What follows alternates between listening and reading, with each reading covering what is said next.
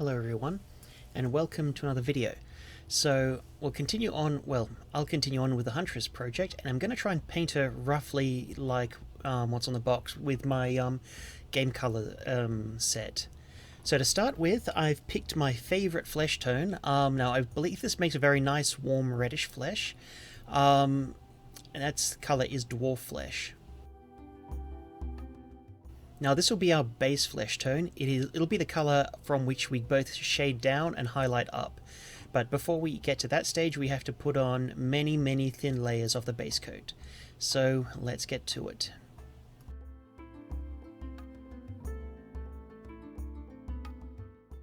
So to start with, you'll notice how very thin the paint is. This is especially desirable on a display quality model, which is what I'm aiming to achieve. You really do not want to let your colour clog up any detail. So for that, you're just going to have to get used to the idea that you're going to have to take many passes just to get your first base coat down, and let it dry thoroughly between each base coat. You don't want to accidentally rough up your work.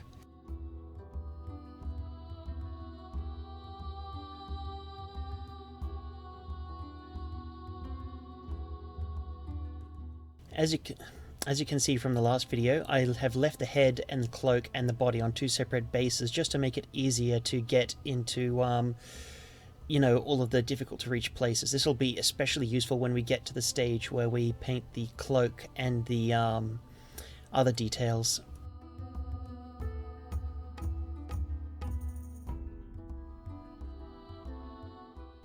So yeah, this stage, it's just continuing the base coating and building up the colour slowly. We don't really want to rush this, and clearly by some of the long pauses in the video, that's also what I'm doing.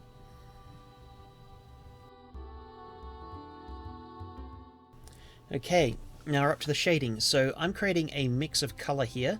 It is the base coat dwarf flesh with some dark flesh. It's basically, an African skin tone with a very small amount of red mixed in. The idea is to make an obvious shade, but also mix some red into the colour just to get that underlying impression of, the human being body is basically a bag of blood, so we want to try and emphasise that in a way.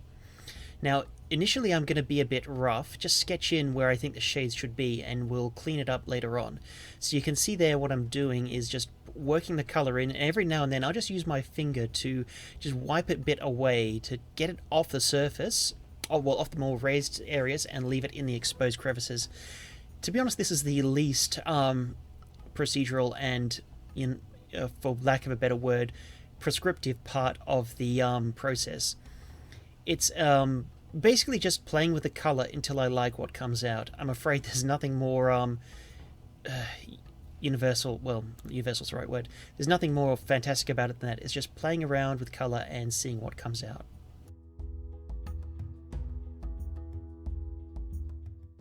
So we're also, as we work, we're going to work more of the make our shade darker, and also what we're doing there is my bad. We've applied our first shade, and now I'm going to work back some of the midtones just to restore the majority of the color. So the idea is you overlap the various layers of color so that you eventually get a blend between them. This is many thin layers, very fine and painstaking work. As you can see, I'm also kind of using a wet brush there just to blend the colors out as best I can at any rate. And you can also see that there is not a lot of colour on the model at all. I'm just trying to be very careful, take my time, and work the colour into the model almost with a glaze-like consistency.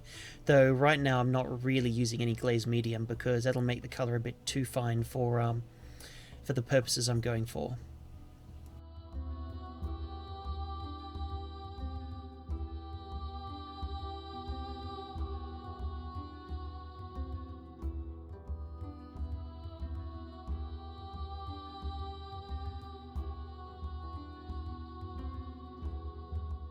Yeah, so here we go again, back on another mid-tone layer. Just constantly working the colour back and forth until we have our desired gradient from shade to mid-tone to highlight to shade again. Now, one thing I'm also doing at this stage is I'm using a number 2 brush, which is basically the largest brush I feel I can get away with for this task. the rationale is we're still painting a fairly large surface area and we're not necessarily going for details just yet.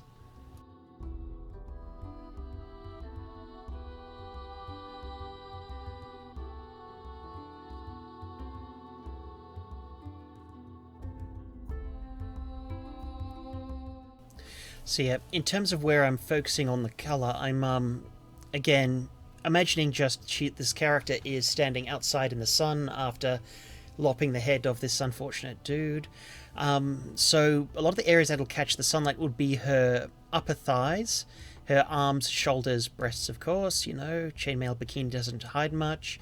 And of course, I'm also trying to emphasize a lot of the musculature as best I can, even though she doesn't necessarily have a great deal of it.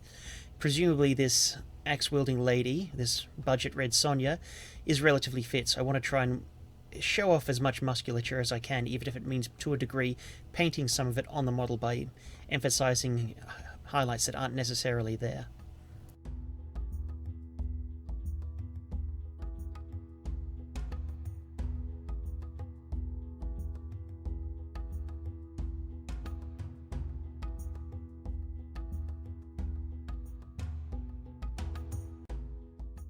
So you can see here I'm working the, I'm going back to a bit of a shade layer, and I'm working the color into all those areas that will be concealed from the sunlight.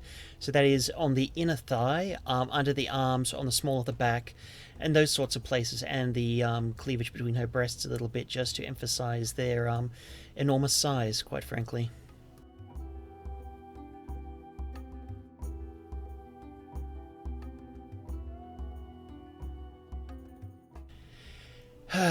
Comic books really did do some strange things to the feminine ideal in the 70s, 80s, and 60s, probably going further back as well. Oh well, yeah.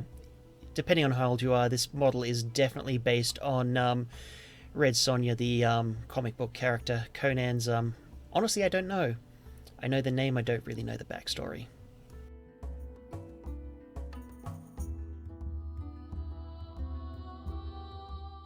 And here we are working the mid-tone in again, back on our shade, on the gap between our, well, the mid-tone and the shade. Again, we really want to overlap those colours to try and get that transition happening. That's how you sell the effect of one colour transitioning to one another. You blend them together. Well, I don't strictly blend them, as in I don't mix them on the model. I just overlayer them. Use a wet colour over a dry colour to gradually shift the tone of the transition area. So the effect is meant to be as subtle as you can get, and you can only really do this with a very, very thin acrylic. So, just again, I keep saying keep your paints thin. You really want to keep them thin for this particular work.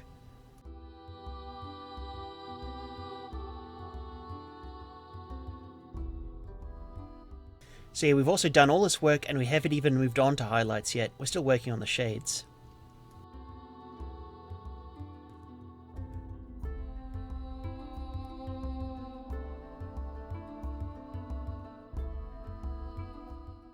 Alright, now we're starting to move on to highlights, I think.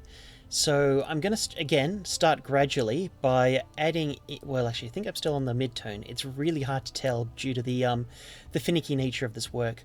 But either way, when I move on to the highlights, it's basically going to involve adding in some, I believe it's elf flesh, which is a very, very nice and light flesh tone by itself, but it's a bit too light for a warrior type person who's been in the sun all day. So, but it's still one of my favourite flesh tones in the Vallejo game color range. Anyway, that's not besides the point.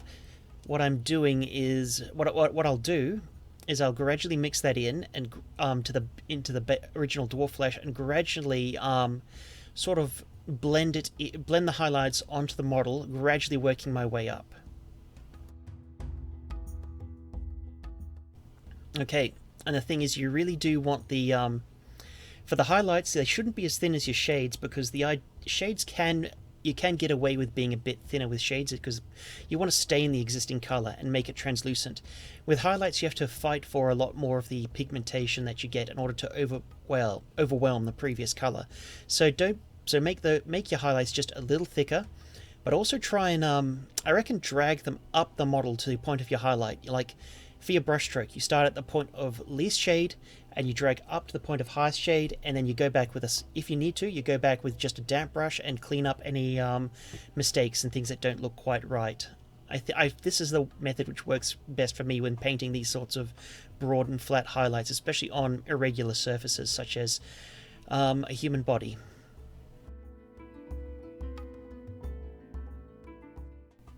Alright, here we go. Now we're really working our highlights in. What I'm doing is, as I said, I'm dragging from the shade to highlight, not over the entire thing, it's basically starting in the mid-tone area and dragging it to highlight, and just being very careful and working them in, gradually building it up with many thin layers. Patience is definitely a virtue, so I think with doing this sorts of projects, it's perfectly okay to drop it down once you've done a stage and come back, look at it, mull it over in your brain visually, and then decide what more work needs to be done at any particular stage. You also want to start picking out other areas of the model, or well, of the character rather, excuse me, which would catch more sunlight than they necessarily would. Like, one of the things to remember are like kneecaps. They're bony, right? You should definitely pick those out with some highlights, as are, well, you know, the crests of thighs, at the top of legs, that sort of thing. Especially all of the joints in the human body that you want to emphasize, like the elbows and so on and so forth. And of course, again, trying to emphasize the musculature that isn't really there on the model. And if you do make a mistake and the paint's still wet, you can actually remove a little bit just by going in with a wet brush and wiping it away. You can see me doing this every now and then.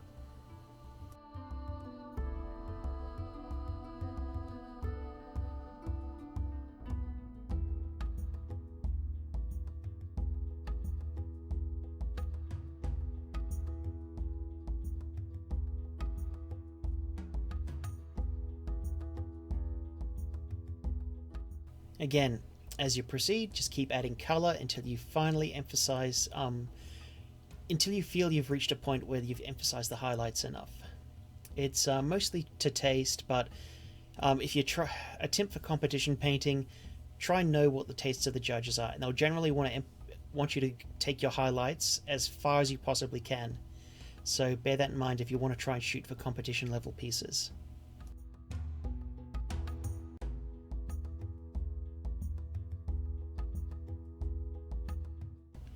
And again, another thing you can also do is blend the highlights back into the mid-tone as well, to get that transition from like highlight to mid-tone a little more subtle as best you can at any rate. Now, a thing you'll notice is that you barely saw the face anywhere during this video. That's because I mostly painted it separately. But, you know,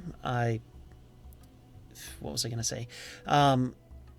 I decided to mostly emphasize the body because that's, you know, the largest part, and yeah. We'll get onto the face eventually. Pardon the camera work. I'm still adjusting after constantly trying to figure out how I actually record these videos. That's not to say I didn't record the face. I just left it to the later half of the video. I just wanted to get all of the highlights as well as perfect as I can on the actual body itself. So now you can see my highlights are getting pretty high right now, and I'm only being very sparing with them, painting them on the real creases and curves of the model.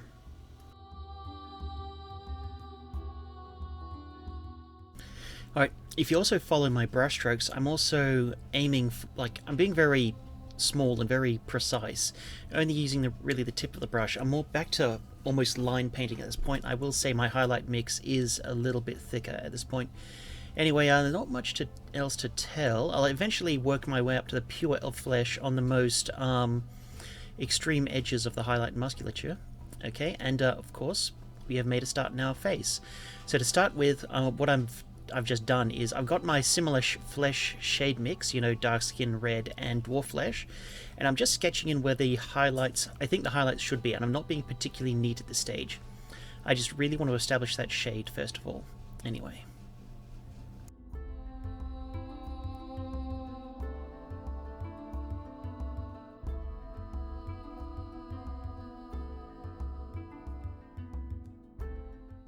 So I am putting down multiple layers of that shade, just to definitely reinforce the underside of the neck and some of the very dramatic creases that the human face has. You know, like in the eye sockets, mouth, and under the neck. That's a place where not a lot of light actually hits, and that you really want to like emphasize with the shade.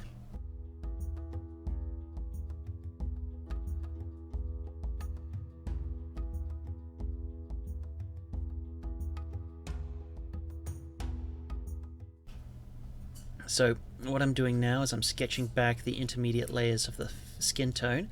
Especially I'm dragging the color from the shade to the highlight, especially to try and get that blend happening. So again, you know, generally the cheek areas, the forehead, the nose, chin, that sort of thing. Yeah, if you've been watching my stuff, you've probably seen me paint faces dozens of times at this point. And of course, while that's happening, I'm just going to go through and do some base coating for the severed head that our off-brand Red Sonja is carrying. I'm just going to try. I'm going to intentionally do a lot more worse of a job on the head because I don't really care that much, and it's not really the subject of the video. But I will cover a lot of the other details in a separate video after this. The skin is a beast all of itself.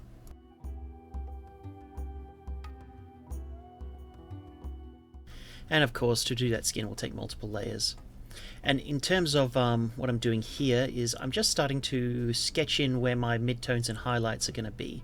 Every now and then I'll go back with a damp brush just to clean up some paint which I don't think should be there. And I'll keep on repeating this this series of motions until I sort of get the color I'm looking for.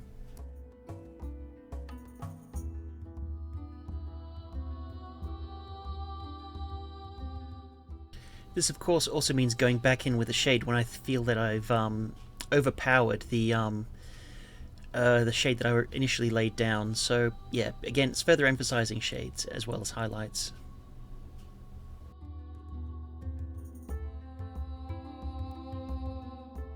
So the brush I'm using is my Winsor & Newton size 1, I believe, series 7. Yeah, the point on this is really fine. It's perfect for this sort of work. I've yet to see a brush capable of having the necessary levels of precision and paint retention to get the sort of glazing happening. I hear that Rosemary & Co is pretty good, but I don't have readily access to them, and my local art shops have a definite supply of Winsor & Newtons on hand. They are expensive though, so keep that in mind.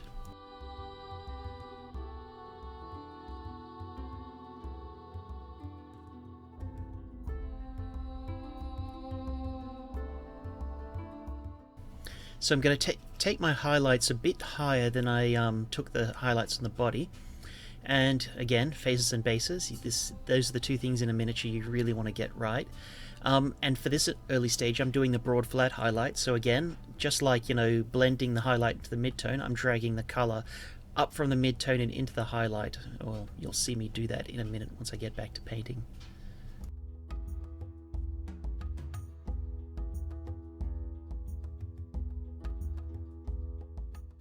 I'm also trying to add a bit of color to the cheeks there with just a little more shade. And I'm also, I do believe, yep, I'm trying to glaze in some red on the cheeks just to try and get, just, you know, a little bit of color to make her look more human.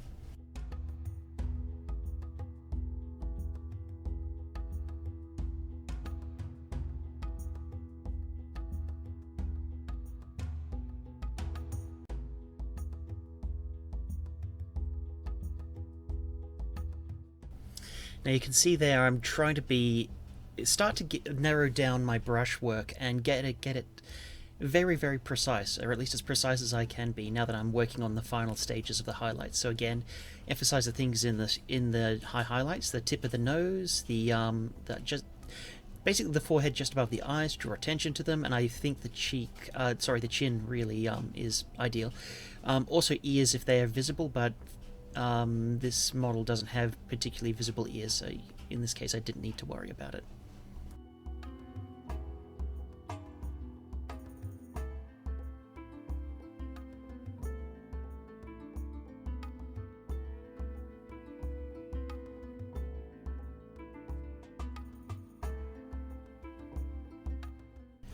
Okay, this is me trying to further accentuate, well, get a bit more colour on the face. I got some Vallejo model colour brown rose, and I'm just trying to glaze a little bit on in her cheek area to just give her cheeks a little more colour. Brown rose is a good colour for this if you can find it. I definitely recommend it.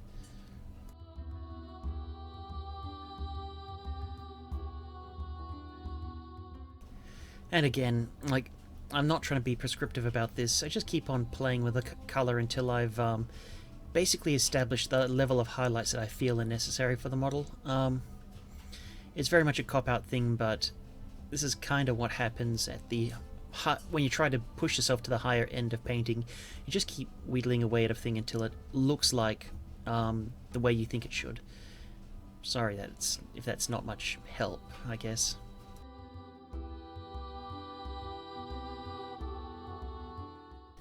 Okay, and you can see my real heavy highlight going in there. I think that's basically pale flesh almost entirely. And yeah, actually no, my mistake. That was me sketching in the eyes. So yeah, I just got Vallejo Game Color off-white color and just layered that into the eyes. And yeah, just stuck it in and let it dry. Not much more to say about that. And generally, while that's drying, I work on other stuff in the interim. Like again, further trying to get some colour into those cheeks. And you want to be really careful with this stage as well. If you don't dilute your colour enough, if you don't use glaze medium, you risk making it look like she smeared her face in like pink and reddish paint, which is obviously not the look we're going for. We want to try and get the impression of colour coming up through the skin rather than necessarily being painted on top, which is really hard to achieve, and it's why glazing is the ideal technique for trying to achieve this sort of thing.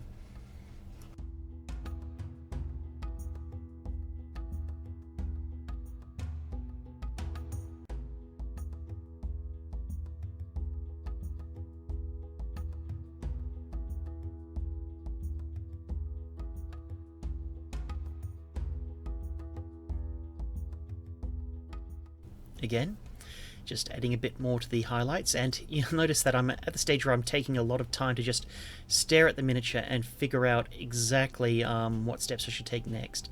Generally, the more complete it gets, the more I start to take a critical eye as to what additional work needs to be done. Anyway, I do believe this is more work on the eyes now. One moment. Yep. Okay, so I'm going to try to do not particularly fancy eyes, but relatively. So I'm going to do trying to do a iris and a pupil. So the iris color is going to be green, and I'm just not going to do this particularly well, just well enough. I'm just going to paint a small semicircle in the eye socket on the white for the, I don't know what the actual term is for the, the whites of the eye, but yeah.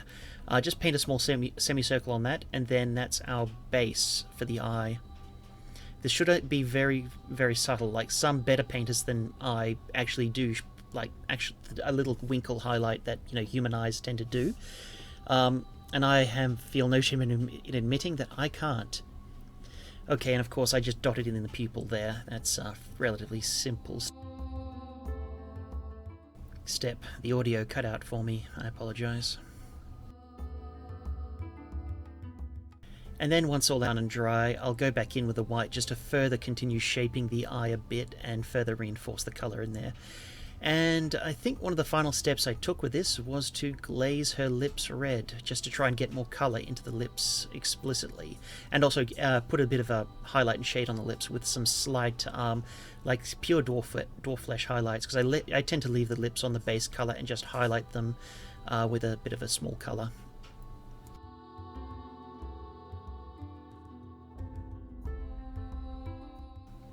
So yeah, that's pretty much it, and of course I made a little mistake there. Just re-gluing the entire thing to the base to make it stand out, and that's the... And here's the finished result for this stage, so I'm pretty happy with how this is turning out, and we'll move on with the detailing in another video later.